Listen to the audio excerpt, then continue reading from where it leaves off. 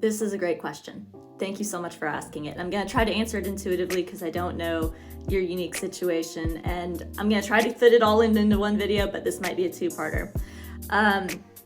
Distrust is something that a lot of my clients deal with in some form or another, so you're not alone, but I know it's not fun. The first step to healing distrust is healing the core wound around it. Distrust is a trauma response. At some point in your life, something or a series of somethings may have happened that caused your ego to feel incredibly bruised, that hurt your feelings, that wounded you in some way.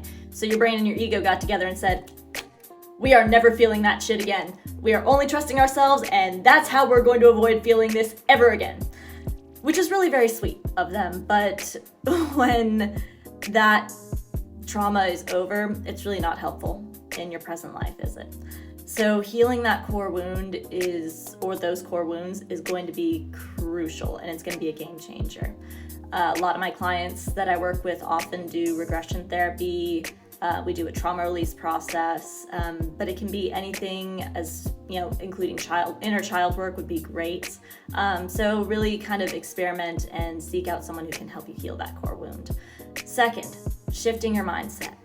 Once you've healed that core wound and your body knows it's safe to trust, then it's going to be retraining your mind to see all the ways that your trust has actually been rewarded.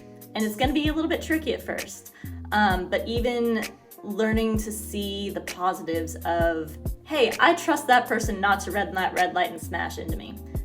Hey, presto, they didn't. You start small, and that will also shift your mindset. Also, again, working with someone who can help you shift your mindset to see all the beautiful ways in which trust will actually give you peace, whereas distrust might be causing you some anxiety, some anger, some fear. So shift your mindset. Then the final step, number 3, is going out and actually trusting people. So for you, I would recommend don't just jump right into trusting people. That's a little bit jarring, but start small. Start analyzing your group. Start hanging out with trustworthy people. And really just look for consistency. Look for consistency of intention, right? Because people aren't perfect. They're going to let you down. And that might feel triggering.